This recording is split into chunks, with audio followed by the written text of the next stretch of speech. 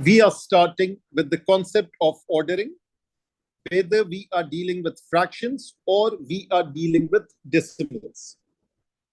Now, first of all, if I talk about the idea of fractions, and if I want to compare two fractions, then that comparison is possible only if denominator is the same. For example, if I write 1 over 3 versus 2 over 3, which one is the bigger one? So the bigger one is 2/3. Why? Because if I just draw a circle, let's say I draw the circle like this, and out of this circle, if I am drawing three portions, something like this is not very exact. So something like this and something like this. If three portions are there, and if they are equal portion, so this is portion 1, and this is portion 2, and this is portion 3. So I'm selecting 2 out of 3 portions versus 1 out of 3. So naturally, this is bigger.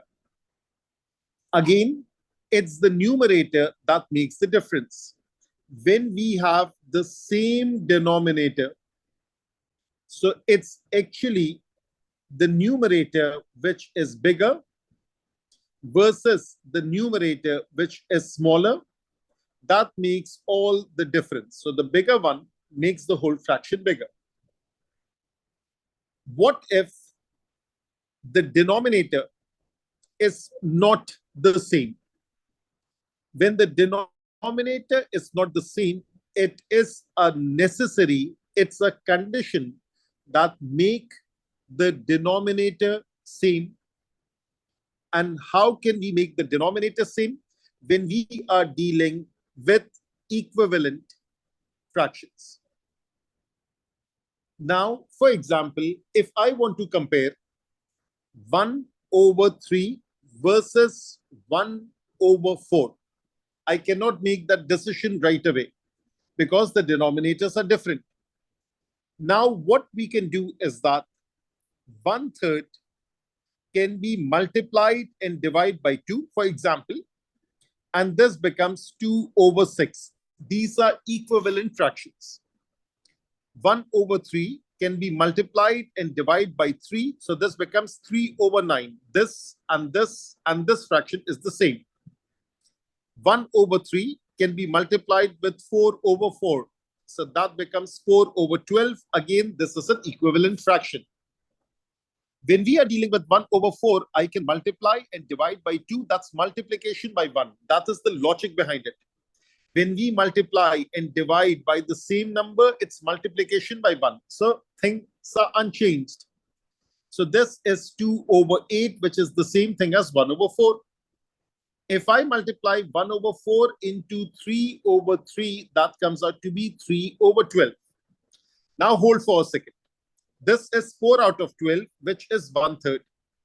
This is 3 out of 12, which is 1/4. Now they have a common denominator. 4 is bigger than 3. In other words, 1/3 is bigger than 1/4. So we have to make equivalent fractions. How can we make equivalent fractions? This 3, we will multiply it with 4. This 4, we will multiply it with 3. And that's how we will get equivalent fractions. Let me do some more examples on this. Let's compare 1 over 2 versus 1 over 5. Now, I can take this 2 and I can multiply it with a 5. I can take this 5 and I can multiply with a 2. So let me write it down. 1 over 2, multiply it with 5 over 5.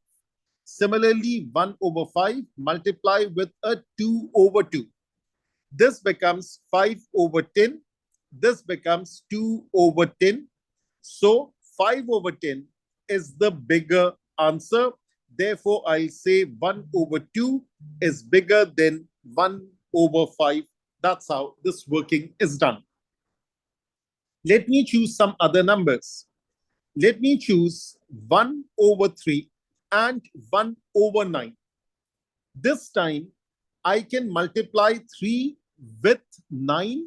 I can multiply 9 with 3. That's one approach. So let me write this thing as method number 1. 1 over 3 into 9 over 9 and 1 over 9 into 3 over 3. This is 9 over 27. This is 3 over 27. Therefore, 9 over 27, which is in fact 1/3, this is bigger. So 9 over 27 is bigger than 3 over 27. In other words, 1/3 is greater than 1 over 9. This is approach number 1. Now, what if I only change 1/3 and do not change 1 over 9? Let me write it down. 1/3 versus 1 over 9. Only focus on 1/3. Let's convert this denominator to 9. So 1/3 into 3 over 3, which is 3 over 9. And now I'm comparing 3 over 9 with 1 over 9. Because 3 is the LCM of 9. 3 is the LCM. Actually, LCM is not the right word. 3 is the factor of 9. Therefore, the LCM of 3 and 9 will be 9. So the LCM of 3 and 9 will be 9. Therefore, let 9 remain as it is and change this 3 into a 9. So is 3 over 9 bigger or 1 over 9 bigger? 3 over 9 is bigger, and that is the answer. Now let's choose some exam type questions and let's try them out. Now let's look at some of these questions from the past papers. Let me pick some random questions. Let's start with question number 1, and then one by one, we'll be picking up more questions. Now the question says, on 4 occasions, a bus takes the following times to complete a journey: 1 2/3 of an hour, 1.7 hour, 1 hour 39 minutes, 1 3/4 of an hour.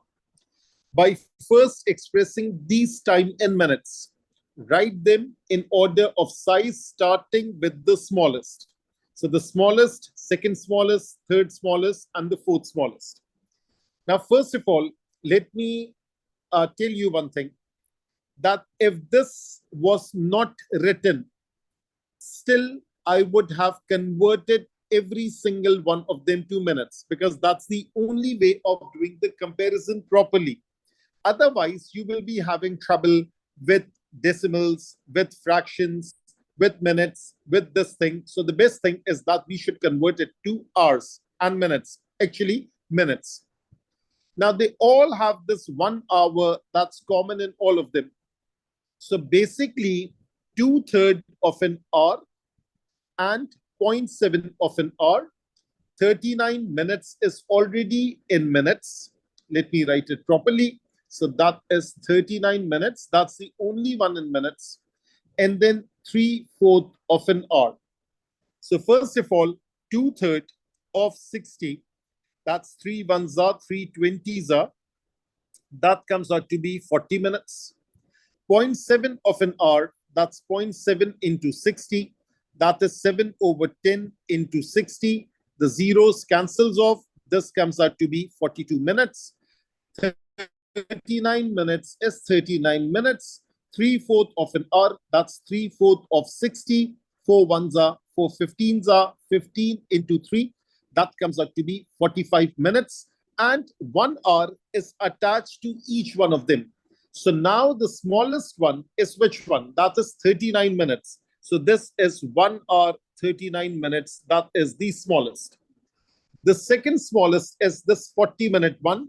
That is 1 2/3 of an hour, which can be written as, okay, we have to write everything in minutes. So 60 plus 39, that comes out to be 99 minutes. And this is 60 plus 40, that is 100 minutes.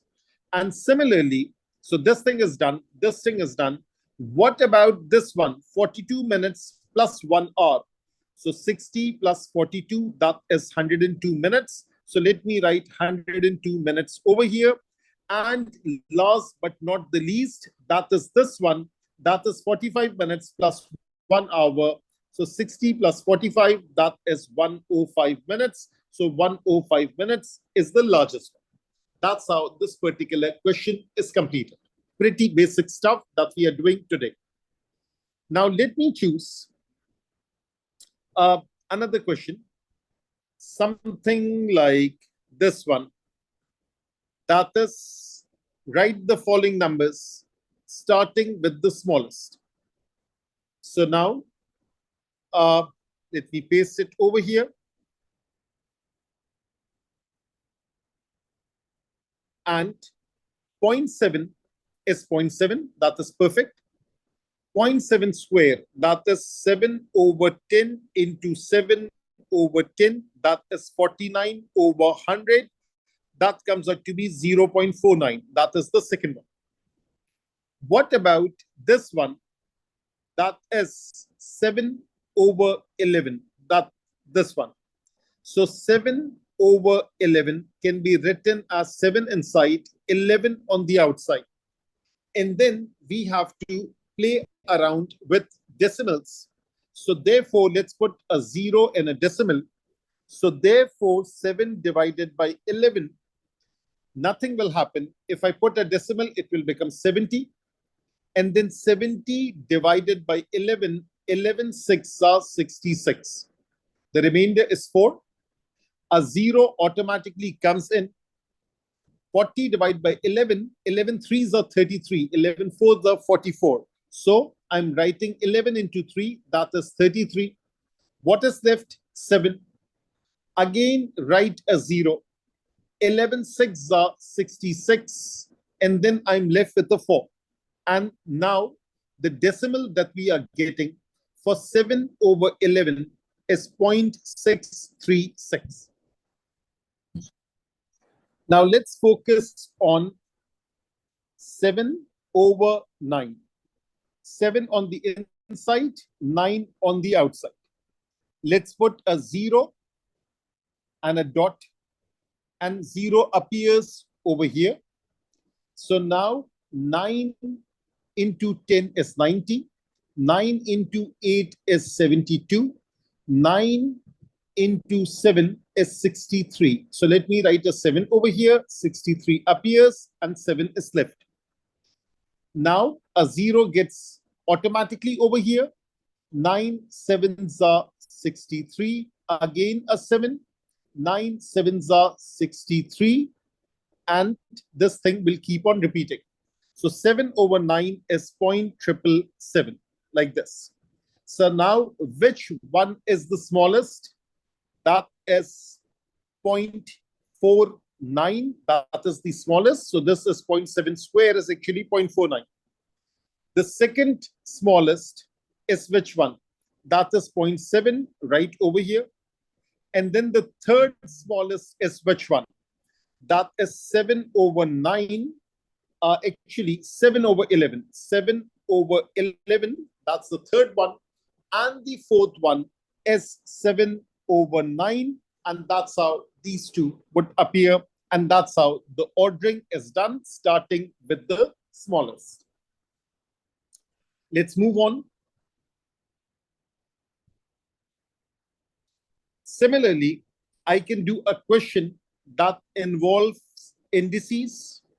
I can also do a question that involves percentages. So let me paste each one on a new page. This involves indices. And let me paste one more question. This involves percentages.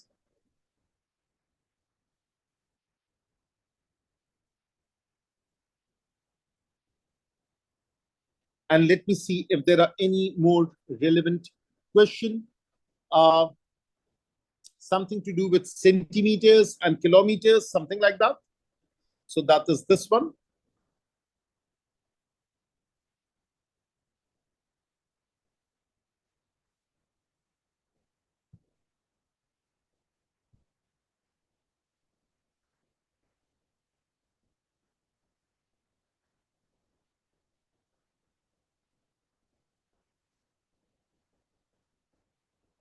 This question number 22 also looks interesting.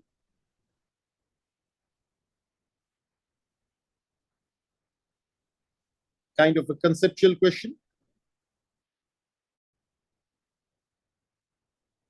And let's see if there are any others. I think that's more than enough. So now let's go back and then we can get started with this one. Now, first of all, when we look at this question, write the following numbers in order of size, starting with the smallest. 3 raised to power of 1 is 3. 3 raised to power of negative 1 is 1 over 3 raised to power of 1, which is 1/3. Minus 1 raised to power of 3 is negative 1, negative 1, negative 1 multiplying together. That is the logic. And this becomes positive 1. This negative 1 remains. That becomes negative 1. Remember this concept that whenever we have a negative number raised to an odd power, it will remain negative. And a negative number raised to an even power, it will become positive. So now this is basically negative 1. And we also know that 3 raised to power of 0 is 1. It's a rule of indices. Anything raised to power of 0 is 1. So which one is the smallest? The smallest one is negative 1, which is minus 1 raised to power of 3. The second smallest is 1/3, which is 3 raised to power of negative 1. The third smallest is 1, which is 3 raised to power of 0, and which is the biggest one. The biggest one is 3 raised to power of 1, which is 3, and that's how this particular question is done. Now, also, there is also another way of thinking about these three. Look at the powers. -1, 0, 1, the base are the same. The powers are increasing. The powers are starting from the smallest to the biggest. So these three, they make sense. It was only this one that needs to be sorted out because a negative number raised to an odd power is negative. So that is why this is the smallest. So that's also one way of thinking for this particular question.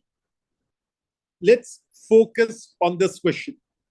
Now the question says, arrange these values in order of size starting with the smallest.